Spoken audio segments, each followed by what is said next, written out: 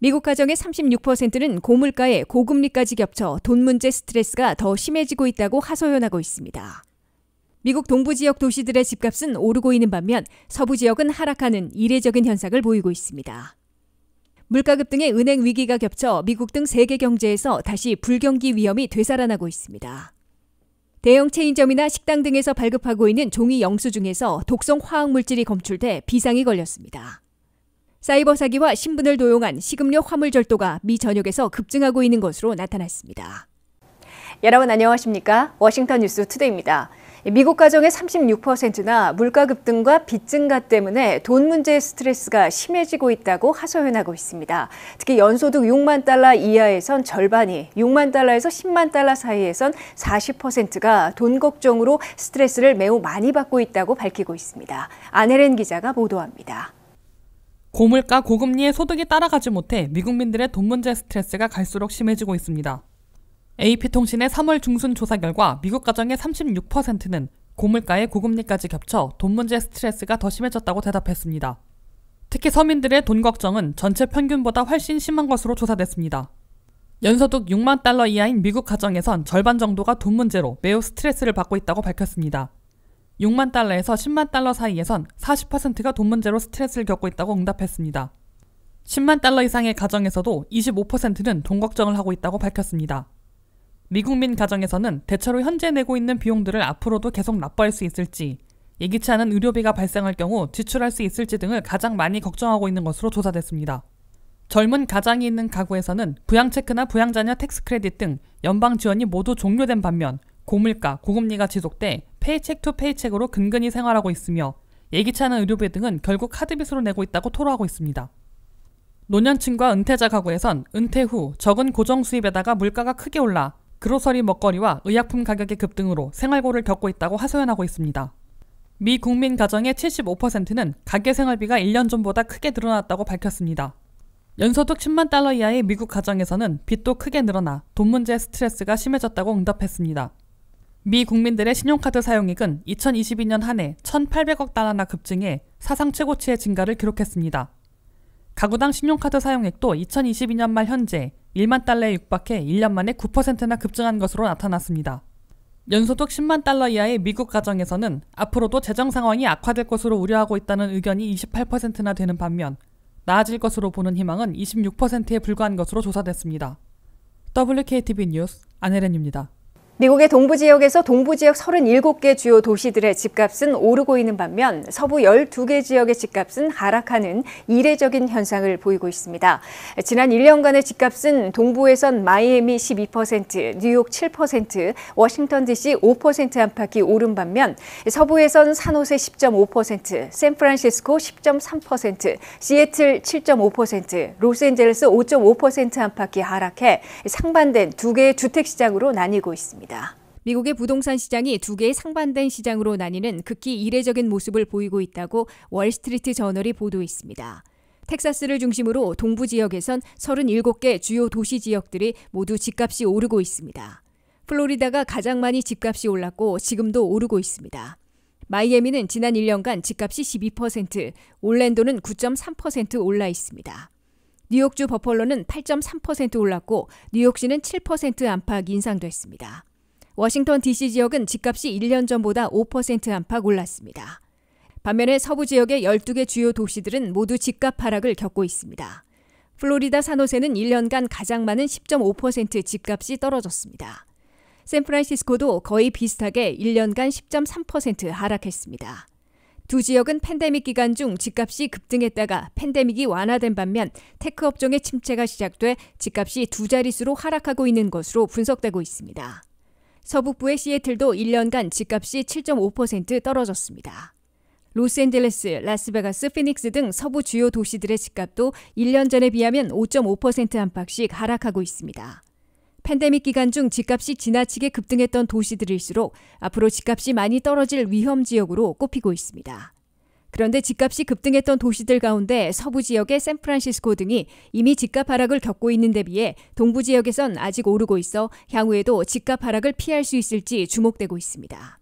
팬데믹 직전인 2020년 2월부터 올 1월 사이에 집값이 많이 오른 도시들을 보면 플로리다 템파가 59%로 최고였고 마이애미 53%, 플로리다 잭슨빌과 텍사스 어스틴이 각 50%나 오른 수준입니다.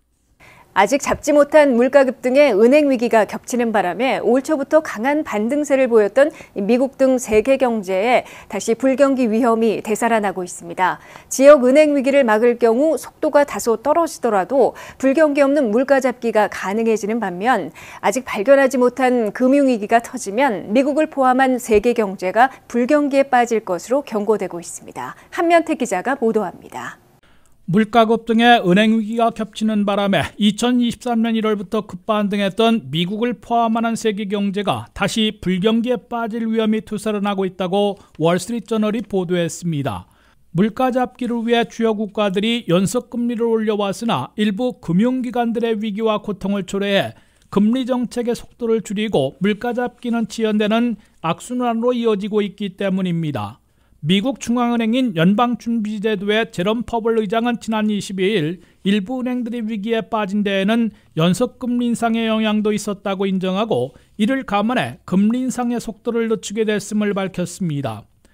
파월 의장은 당초 0.5포인트 올리려다가 0.25포인트 인상으로 수정했다고 공개하고 예상보다는 일찍 금리 인상을 중지하게 될 수 있을 것으로 시사했습니다. 이에 따라 다음번 회의인 5월 3일 잘해야 한 번 더 0.25포인트 올린 후 금리 인상을 중지하거나 다른 금융위기가 터지면 즉각 동결할 수도 있을 것으로 예고되고 있습니다. 은행 위기를 감안해 금리 인상을 중지하게 되면 물가 잡기가 늦춰지게 될 것으로 예상되고 있습니다.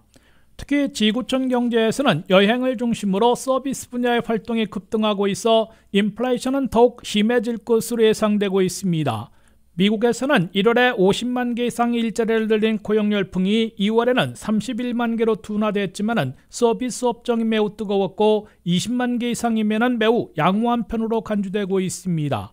중국이 팬데믹 제한을 해제함에 따라 중국인 여행객들이 세계 각지로 여행하기 시작해 일본 등의 서비스 업계가 들썩이고 있습니다. 서비스 업계에서는 임금 인상, 고용비용 상승, 가격 인상으로 이어지고 있어 주요 국가들의 인플레이션 압력이 다시 거세질 것으로 우려되고 있습니다. 그렇다고 중앙은행들이 다시 금리 인상 등 긴축 정책의 속도를 낼 경우 은행들이 스트레스를 받게 되고 파산을 피하러 돈줄을 조일 게 분명하며 그러면 소비자들과 사업체들이 지갑을 닫게 돼 불경기에 빠지는 악순환을 초래하게 됩니다. 월스트리트저널은 현재로서는 은행 위기를 이쯤에서 막을 경우 미국을 포함하는 지구촌 경제가 다소 물가 잡기가 늦어지더라도 불경기 없이 저성장으로 소프트 랜딩할 수 있을 것으로 내다봤습니다. 반면 아직 발견되지 않은 은행 위기가 보다 광범위하게 터질 경우 물가 잡기를 위한 금리 인상도 어려워지는 동시에 은행들이 돈줄 닫기에 돌입할 수밖에 없어져 소비와 생산이 모두 급락해 미국을 포함한 지구촌이 불경기에 추락하게 될 것으로 월스트리트저널은 경고했습니다. WKTV 뉴스 한면택입니다. 미국 내 대다수 대형 체인점이나 식당 등에서 발급하고 있는 종이 영수증의 80%에서 독성 화학물질이 검출돼 종이 영수증을 받지도 만지지도 말라는 권고가 나왔습니다. 사업체들은 하루속히 독성 화학물질이 없는 종이 영수증으로 바꿔야 하고 소비자들은 종이 영수증은 받지 말고 이메일 영수증을 요청해야 할 것으로 보입니다. 안혜린 기자의 보도입니다. 물건을 사거나 서비스를 이용하고 받는 영수증은 리턴을 해야 할 때 필요하지만 그중 종이 영수증에서 인체에 해로운 독성 화학물질이 검출돼 비상이 걸렸습니다.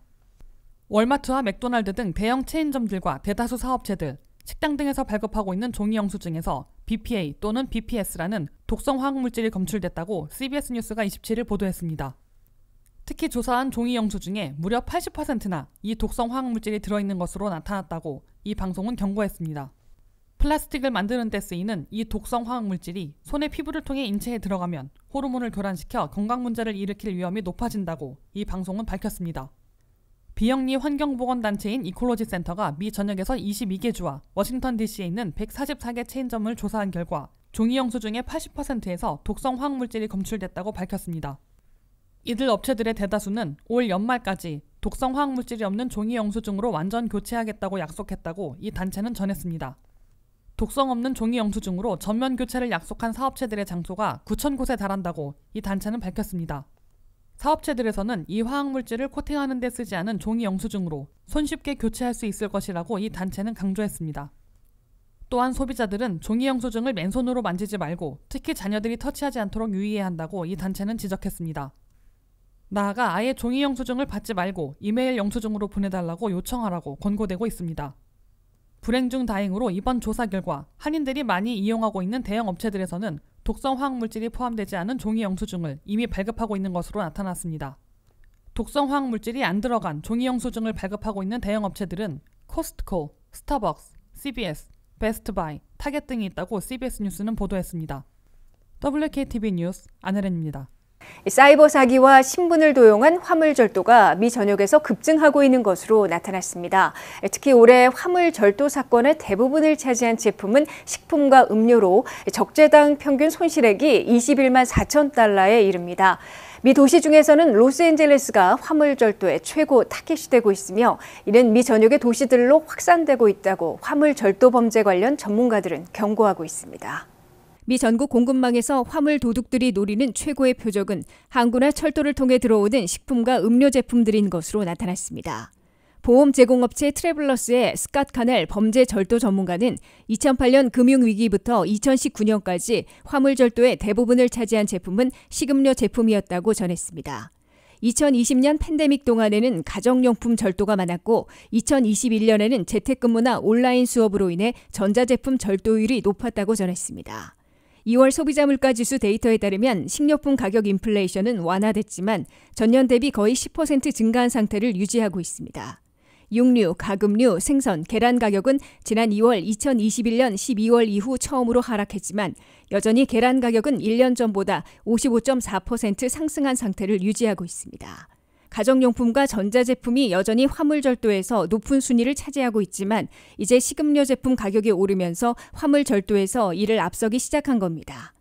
칼고넷의 최신 절도 보고서에 따르면 2월까지 음료, 식품 화물절도가 전년 대비 거의 50% 증가했습니다. 1월에도 역시 50% 증가했으며 손실액은 적재당 평균 21만 4천 달러에 달합니다.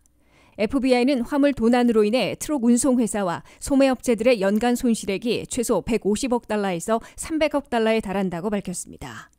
FBI는 화물 도난으로 인해 트럭 운송회사와 소매업체들의 연간 손실액이 최소 150억 달러에서 300억 달러에 달한다고 밝혔습니다.